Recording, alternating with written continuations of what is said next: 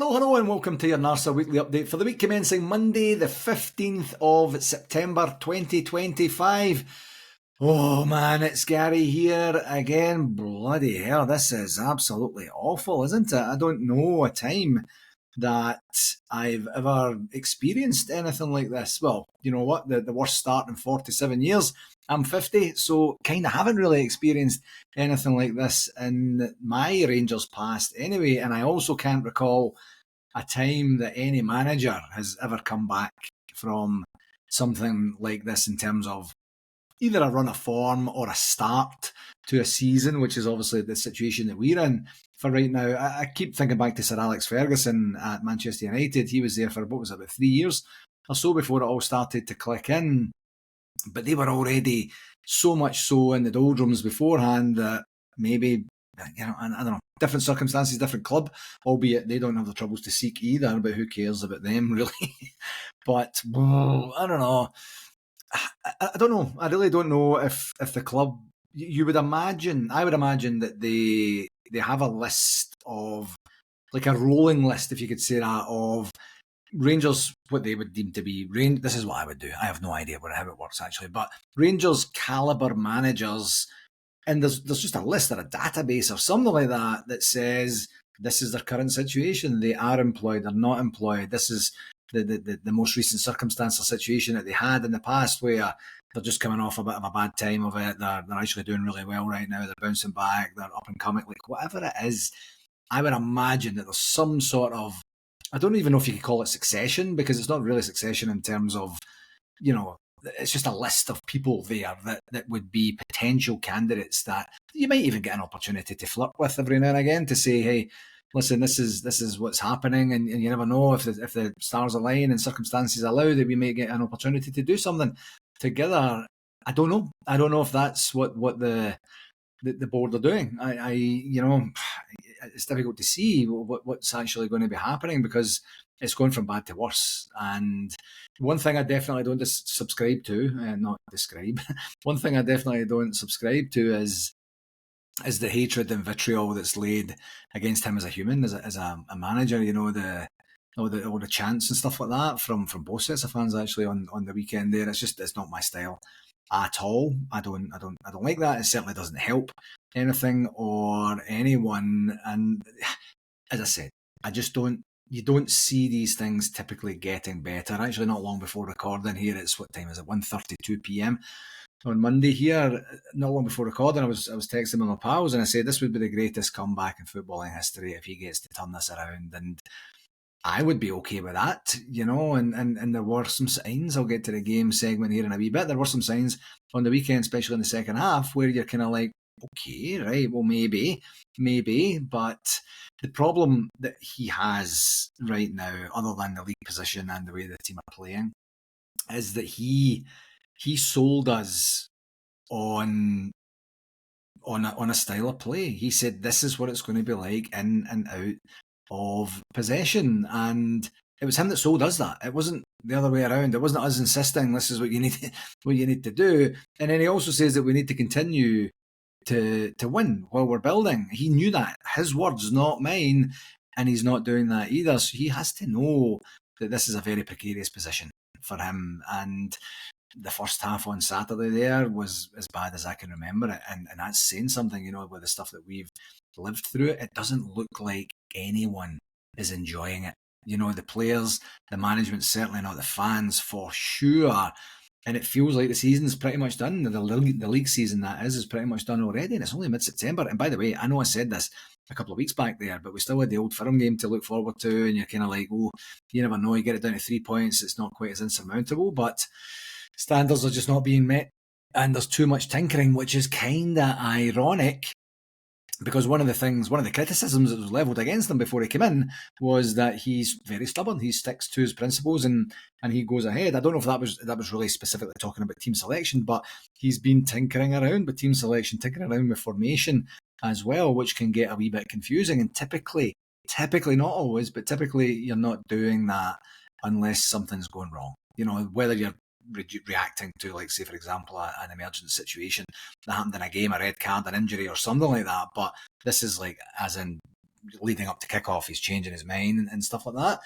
And then, of course, you always seem to get, it goes from bad to worst, and the whole management of Raskin Gate is just not helping. And one of the things that you're going to start getting here, and actually I think it started already, to be perfectly honest with you, is you get a general feeling of apathy around that, and folks just kind of start to say, you know what, I've actually got better things to do with my time than watch this. We see that. I'm seeing this right now in the Rangers Supporters Club of Calgary. We actually had 10 people down there on the weekend, which was a very nice, pleasant fluke. I was expecting, we had 7.5 for the Old Firm game. You might remember I told you that last week, and we, I don't know, or a couple of weeks ago I guess it was, but we are going to actually do a poll for this weekend for the Hibs game. This should be an attractive game for us. It's 10:45 a.m. on Saturday here in Calgary, and we've got people there saying I'm not coming back till he's gone. Other people saying I'm just teetering on the edge because I just don't like what I'm seeing. It's very, very difficult to be a Rangers fan right now, and that's saying something with everything that we've been through since 2012 to now. That we're in a spot right now, which, of course, 2-3 months ago we're a wee bit, what would you say, cautiously optimistic. You're like, well, new owners coming in, some money being invested, which they have invested the money in a lot of really, really, promising or good players. I have to believe that. I don't think you can say any one of them at all right now has been a complete and utter dud. There's been guys that have been tried and it just kind of hasn't worked, but he's kind of taken him out of the team, Aaron's, for example. So he's reacted to that, but we're in the worst possible league position for me, and it just doesn't look like it's going to get any better anytime soon, which is the biggest worry. So what was it? Who was it that sang in the 90s or whatever it was? Was it D-Ream? Things can only get better. I kind of think I said that last week, or I meant to say that last week, and I'm going to have to say the same again, and I think it's just one of these awful situations that we find ourselves in. It's part of our history. And the one thing is, I think it was a good friend of NARSA, David Edgar, that had asked him on the weekend in the press conference afterwards, are you going to resign? And he said no. Like, he instantly said no. I don't know that that's a money thing with this guy. If he gets to this level, he's going to earn a bit of money. I'm sure there's a way that he could sit down and say, listen, folks, this isn't working. Obviously, it's not working. It's not because of a lack of effort or a lack of skill set. It's just the wrong person at the wrong time or something like that. But then you get that point of saying, listen, I know that I'm due 6 months of my salary, same for my backroom team. Let's negotiate and we'll take 50%, we'll walk away just now. I don't know if the club would be very difficult to deal with in that scenario, but I remember when I was younger, a lot younger, like back home, there was a spate of, of managers that were resigning from clubs, just saying, I've taken it as far as I can take it. And I don't know if they were forced to resign or whatever, but they seemed to be quite like almost trendy to do that at one point. And he's obviously not taken us anywhere yet, which is the challenge. But I'm kind of like of the stage of the age where I'm thinking, why are you holding on to this man?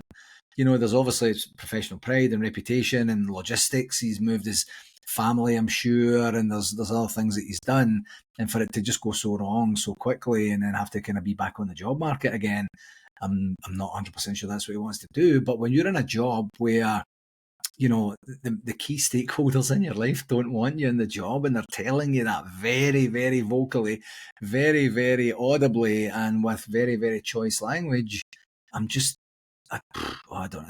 feel very, very bad for the guy, because he seems like a thoroughly, thoroughly nice guy.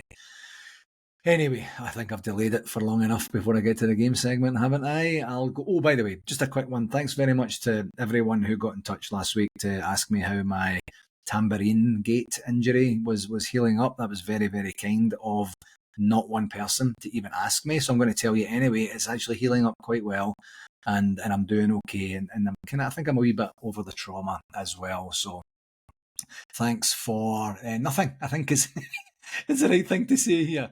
Okay, on to the game segment. Saturday's 2-0 defeat at home to Hearts. An absolute abomination, a mess of a performance, especially the first half. There was only one team shooting, actually creating chances to shoot in the beginning. Then you've got 3 horrific decisions that go against us, which actually change the complex of the game and the context of the game. And if we weren't so bad in terms of our performance, and this is compounding on the other previously bad performances, then we're in a situation where we are shouting from the rooftops that Rangers need to do something about this refereeing that went on, because you've got an absolute obvious handball by Shankland, admitted by Shankland afterwards in the lead up to the goal. They get the goal, but John Souttar is nowhere near their player, who was at Braga, I think the guy's name was, and then Jiga just doesn't track Shankland afterwards. He's just standing in no man's land again, by the way. That's he's kind of want to do that, this boy, and then it's 1-0.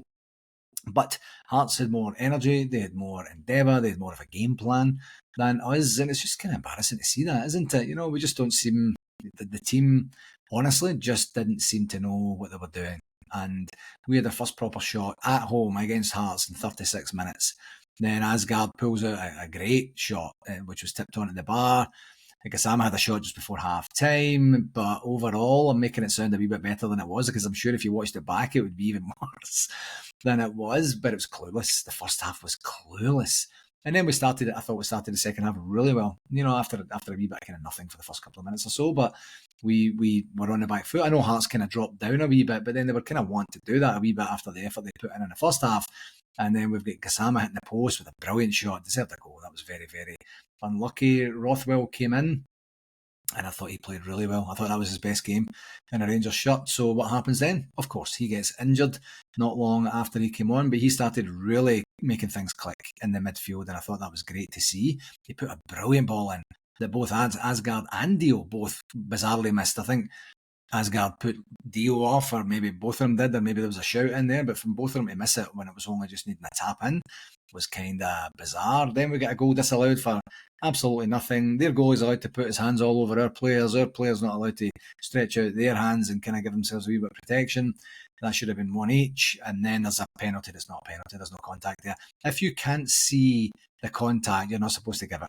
And Stephen McLean decided, you know what, I'm going to give this, and there was absolutely nothing in it. And I hope he looks back on that. I mean, it's already been on the Sky Sports referee watches or whatever they call it, and it'll be really interesting to see Wally Collum's new Sky Sports show each month. When did I say the first one was starting? Was it this week, or was it last week? This week, and because that's 3 absolute dung balls of decisions that went absolutely against us. And I wasn't quite as generous on Saturday afternoon. I was speaking with my sister and brother-in-law, and we were talking about the game, and I said, you know what, the problem Russell Martin has got is not within the game today. Obviously, the first half was terrible, but the second half was much, much better.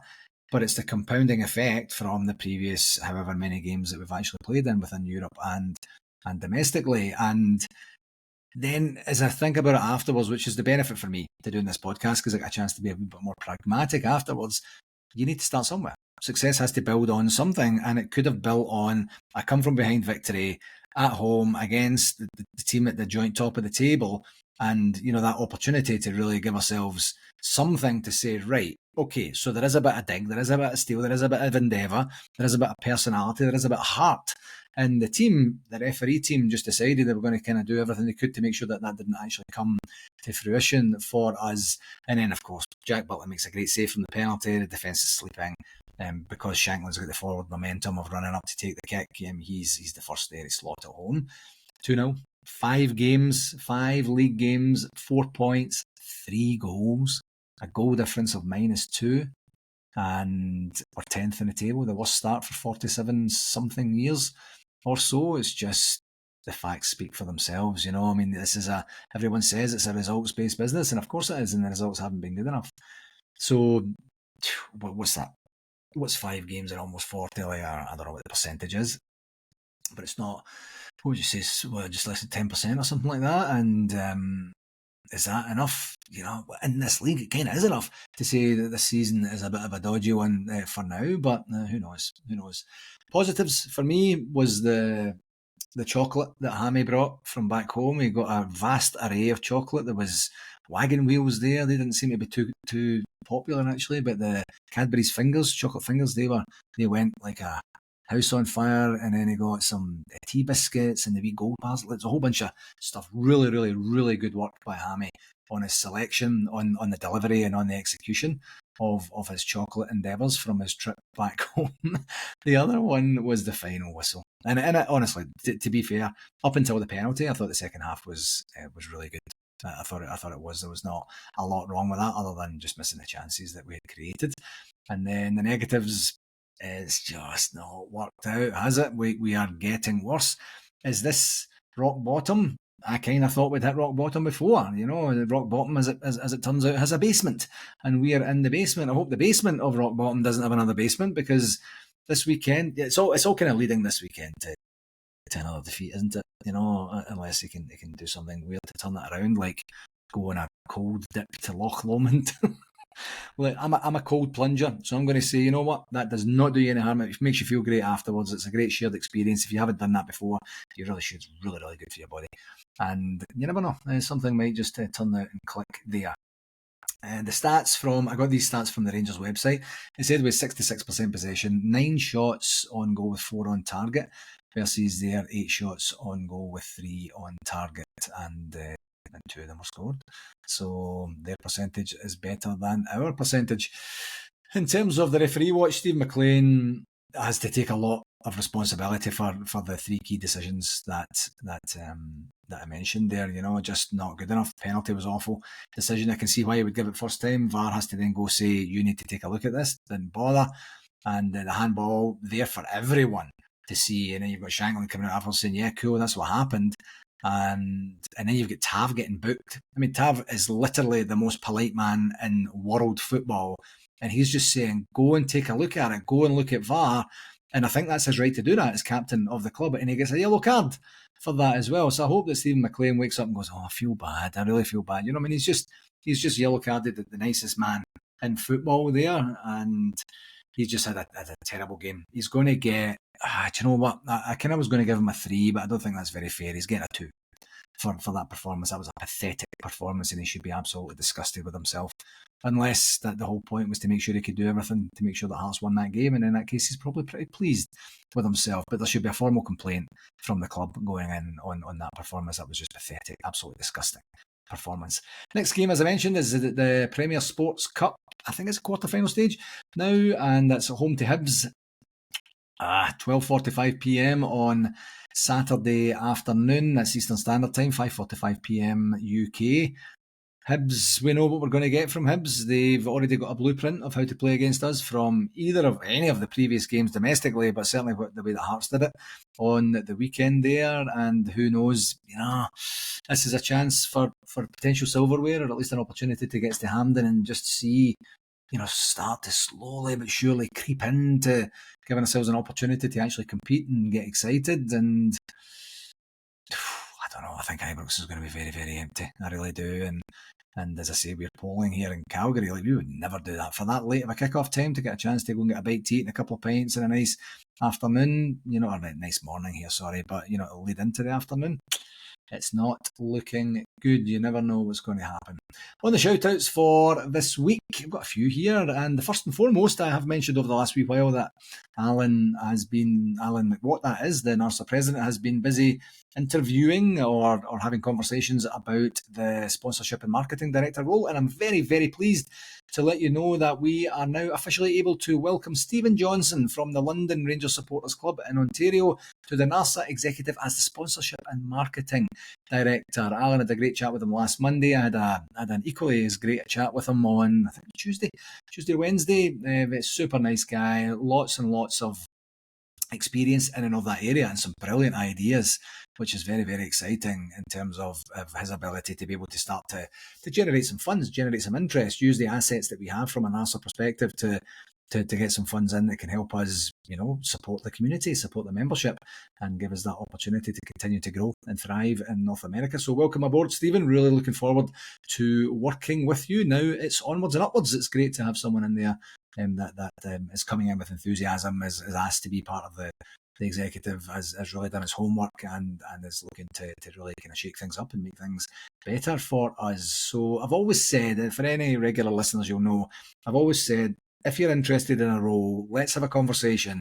And then the ideal scenario is you actually have skill sets in that particular role, and that's very much the case this time. So that's really, really exciting to have that organised, which is kind of fun. Another reminder of Bramalea's 40th anniversary celebration this coming Saturday, September the 20th, at the Royal Canadian Legion branch 609, and that's 1133 Queen Street, Brampton, Ontario. I'll leave the email address that you can secure your tickets from. They are $40 each. That gives you a steak pie dinner and a live band and a DJ, and there'll probably be some prizes and such like that. And as I mentioned last week there, Bramalea was a brilliant club when they had their own property there up in Brampton, and the boys and girls there are still brand new. They were hosts in 1994, 2004, 2014 as well, so that's not to be sniffed at. I mean, for you to do it once, that's a good thing. To do it twice, you're kind of like, whoa, are you guys kind of right in the head? To do it 3 times, I mean, I don't know. I say that from a guy who's been involved in organising conventions for, over 13 years now. It's a very difficult thing to do. So these guys put on a brilliant party, and the convention that they put on for 2014 was absolutely incredible. So hopefully you get an opportunity, if you're in the Greater Toronto area, to go along and support them this coming Saturday. 40 years, man, that's absolutely incredible. One thing I did miss last week to talk about was my beautiful baby boy Leo. When I was away in California, down in Orange County, then over to Pasadena for the concert, I didn't get an opportunity to run the Canmore. I was going to do 10k, and Leo does the 5k. Leo won it last year. He actually won the whole entire thing. He was the fastest 5k out of any competitor last year. This year he was the 6th fastest, but he was the fastest in his age group, 16 and under. So that's him now, a double defending champion in that. And he just jumped in his car, he drove out, he ran the race, he won it, and then jumped back in his car and drove to work and worked the whole day. Changed days, I'll tell you. But congratulations, my love. I don't even know why I say these things. It's just to let you know what's happening, because Leo never ever listens, unfortunately. And speaking, let's keep things in Calgary for now. Jimmy and Maureen Hutchins. Jimmy is a stalwart, one of the originating founding members of the Rangers Sports Club of Calgary, and still an active member right now. He's actually rejoined our executive as well, our committee. Him and Maureen celebrated their 50th wedding anniversary a couple of weekends ago. He actually showed me the photograph, their wedding day photograph, and I tell you, man, you just have to laugh. You're like, no danger, that is the same person I am looking at right now. But then I guess when you're thinking, well, that was actually 50 years ago, Gary, I kind of get it. So great guy, Jimmy, wonderful family, brilliant to see them. Congratulations on 50 years, a 40th anniversary celebration, a 50th wedding anniversary. What's next? Well, next is a wee bit of a downer, actually. I know this is nothing really to do with Rangers, but just the kind of shock passing yesterday of Ricky Hatton. I got up a wee bit later because I had a bit of a late night on Saturday yesterday to a text from my nephew Callum just saying, oh my word, Ricky Hatton. And then I knew that he'd passed at that point and just went and checked it. And 46 years old, almost in between Bramalea's anniversary and Jimmy and Maureen's anniversary. And I don't know what happened. I know that he did struggle with mental health. My first assumption was that it possibly could have taken his own life, but it could also be health related in terms of like a heart attack or some other ailment or some description that hasn't been divulged right now. It kind of doesn't really matter, actually. I don't even know why I'm talking about that. But I went to see him. Live when he fought Paulie Malignaggi, and I think that was back in 2008, in November 2008, and my wife at the time was pregnant with Leo, and we went down and watched him. He won by 11th round stoppage, I think it was, and it was just absolutely, the whole occasion was brilliant. He was an entertainer through and through, so very, very sorry to hear of his passing, and a very nice tribute done at the Manchester Derby for him just prior to the game as well yesterday. But that was a downer. Quick reminder, Amanda and Jason Jr. Ross are running the London Marathon in support of the Royal British Legion. I'll leave the link on there. And the Melbourne City Loyal Rangers Supporters Club Culture Weekend is coming up on the 21st and 22nd of November. Do you know what? That's actually probably, what is this, about 8 weeks away now, 9 weeks away? Something like that. You've got Ian Ferguson, Gary Stevens, Stuart Monroe, all going, boat cruise, party, all that sort of stuff is happening as well. In terms of the convention update, the survey is now closed, and we just got the first pass analysis of the results this morning. I have to say that I haven't actually read them yet at the time of recording. I'm hoping to get a chance to do that a wee bit later today or first thing tomorrow morning. And we had something like maybe just over 20% completion rate from the folks who actually opened the email. You know, a lot of times we'll distribute an email, and if someone's not interested in it, they're not going to bother opening it. But 20%, that's great. It was over 200 responses that we had, which I think is a decent sample set. It certainly gives us, it's not nothing. It gives us something to work from. Of course, it could be better as always, but I kind of think, timing is everything. And we needed to get this information. Unfortunately, we get this information which coincides with the worst start to a league campaign in 47 years and going dramatically out of the Champions League at the playoff stage. So, yeah, I think folks are maybe just getting fed up with Rangers and not really investing too much in anything to do with the club other than the necessities or the necessaries. So, who knows? But yeah, over 200 people. So thank you very, very much for doing that. We're going to analyse the results at a first pass as a group on Wednesday night. We do have a NARSA meeting on Wednesday night, which will be Stephen's first meeting with us as a group, and we'll get an opportunity to talk about that and other bits and pieces that come up as well. And the interviews with the clubs, I mentioned those over the last couple of weeks that Gary Fleming, the VP, and Alan, the president, have been having, and I think they've been going quite well. I know there's a few clubs still to respond to that, and that's kind of information in and of itself, but it's not a thing I ever had a chance to do during my tenure, or I ever made the time to do during my tenure, just busy with other things. So maybe some of the clubs are a wee bit weirded out, kind of saying, what do you want to talk about? Just leave me alone, everything's okay.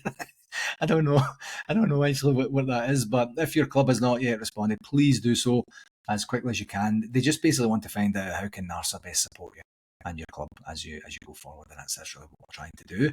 And we'll get more information on what's actually been said during those meetings when we get the conversation going on Wednesday. In terms of RTV, if you were getting a new code, you should have had a new code. We certainly did here in Calgary. We tested it out on the weekend. It was absolutely perfect. Did you see that RTV, if you were watching the game on RTV, did you see RTV cut out the feed immediately after the game? Usually they come back and you'll get the highlights of the game and you'll get a wee bit of post-match synopsis from Tom Miller and his co-commentator and stuff. They just shut it down right away. Then it didn't actually come back on, but it was kind of like midway through the game. It was just kind of odd, some techno error there. I think on this occasion, kind of a bit of a smart move. No point in trying to polish the turd, so to speak. Just get that out of there so that we can just get on with the rest of our day. And one thing Alan did want me to mention for today is that a few supporters have reached out about becoming NARSA members. We do have the facility to be an associate member of NARSA, and we're getting traction on that, so I think maybe the new regime and their new way of communicating and such is in some way inspired. Maybe me not being in the role anymore has inspired people to say, right, now I get involved at Wee Baldy is gone, but I'm not sure. It doesn't really matter either way. It's all about the NARSA in this respect, and if you are genuinely interested in becoming a member of NARSA, there is a form on the website that you need to complete in order to be considered for that. What I'll do is I'll actually put a link to the form in the show notes for today, so you can see that. But by all means, get in touch with myself, with Alan, with Colin, with anyone on the executive that will be able to give you a wee bit more detail, especially the more tenured people. Maybe the newer folks might not know of all the processes just yet, and we're happy to talk with you just to see who you are, where you are, what your affiliation is with the Rangers, what you're hoping to do in your particular geographic area,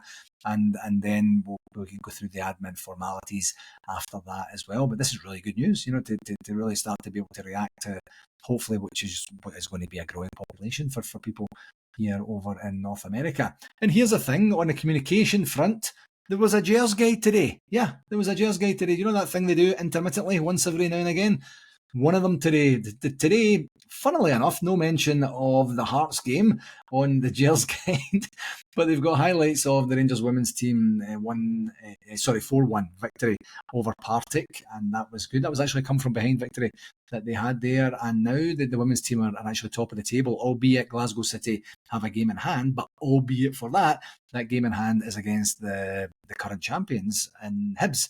So you never know. If they get a draw or Hibs maybe win or something like that, then the Rangers women's team will be top of the table in genuine earnest, with all the games being level there. So that's good for them. Good for them to keep that going, because as I said before, 4-1 against Partick is a really good result. But like last season, the season before, that would have been 6-0 or 8-1 or something like that. So they're just kind of finding their feet again after losing some key players. So that's the highlights on Rangers TV today. Tomorrow is the loan review. Wednesday is all the goals with Antonio Cholak. Tony Goals. Oh, I loved him when he was there. Thank God we got rid of that 20-plus goal a season striker, the same as we did with Cyril Dessers. I'm glad we've got these ones now who don't actually even get any chances created for them to even score goals in the first place. Yeah, But all the goals for Tony Goals, I really liked him. Good guy, good player for us. Nothing too much mentioned for Thursday. Friday's the press conference for the Hibs game. Saturday's the Hibs game. Sunday, the Rangers women's team are at Broadwood to play Aberdeen. And that's a 2 p.m. UK kick-off time there if you're going to follow along with that. Just a wee quickie that SEKO renewed their partnership as the back of shirt sponsors for another 2 seasons, this season and next season.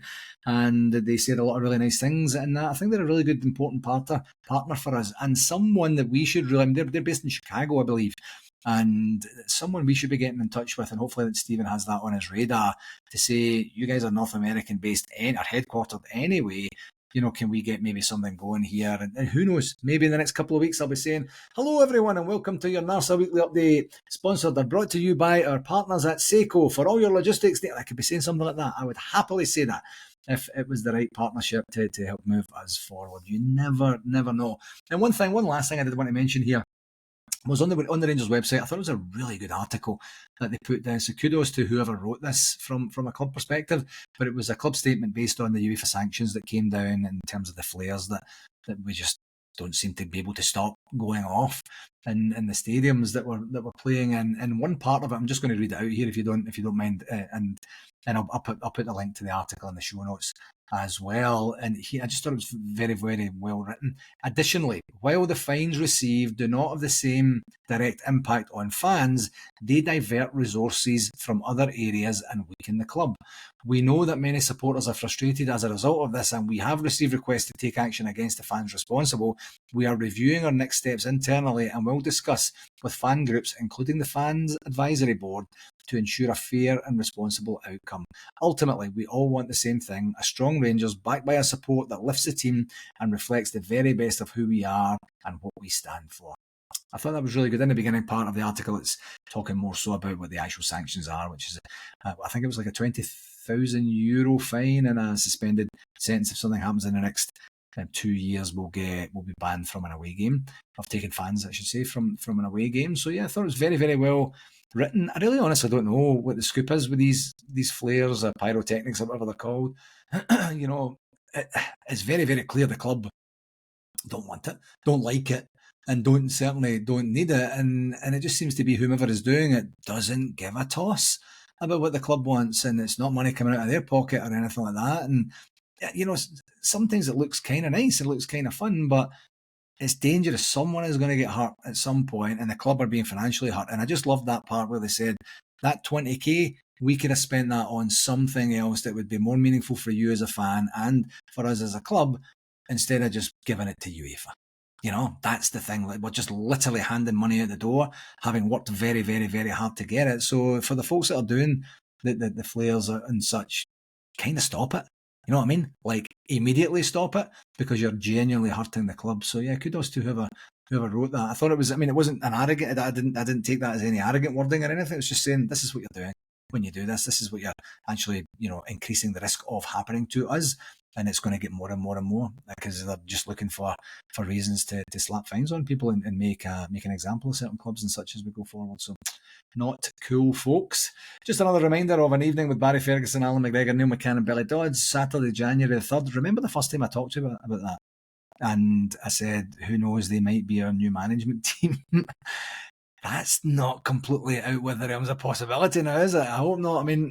If Russell Martin has a miraculous turnaround, I will be the most delighted man that you've ever heard over the airwaves. It's, typically history states that it typically doesn't work out like that. So we'll see what happens with him. But yeah, that's the 3rd of January, Doubletree Hilton, Glasgow Central. Okay, my friends, that will do it for this week. I did have a wee bit more of a rant at the beginning of this particular podcast, because that is the way that things are right now, and it's an exceptional circumstance that we find ourselves in at this particular point, and the club are in a very, very, very difficult position. I don't envy them at all in terms of what has to happen, because no one planned for this, and certainly no one within the club and our wider fan base wanted this at all. Yes, he might not have been the most popular appointment, but it wasn't as if we were hiring Neil Lennon or anything like that, where the club would just, like, the fans would just be apoplectic. It was nothing like that. It was just, we're kind of like, that's not very exciting. We don't really know this guy that well. Former player, yes, but we didn't have a connection. That connection is definitely not there right now. If you can tell by the fans' reaction, and the poor fella has to get it right. And the problem we have, of course, is the fact that we don't even see what's actually trying to happen. We just see players getting more and more scared, more and more tentative, making more and more bad decisions, and giving us more and more bad results. And that's not why we're Rangers fans. We win almost every game that we play, and we're not doing that right now, and it's weird, and it's annoying, and it's very, very disappointing. So, with that said, who knows what's going to happen this weekend? We're just going to have to wait and see. But one thing I did on one of my business videos recently, I said a thing that was actually originally coined by my pal Martin down in Chicago: if nothing changes, nothing changes. And it seems like right now, the way that things are going, nothing is changing. In fact, we're getting worse. So what does that tell you? I hope I'm here next Monday saying, wow, I didn't expect that result. That's a bit more like it. That's something to build from. I would be more than happy to do that next week. Until next week, please do take care of yourself, and all the very best. Okay, follow.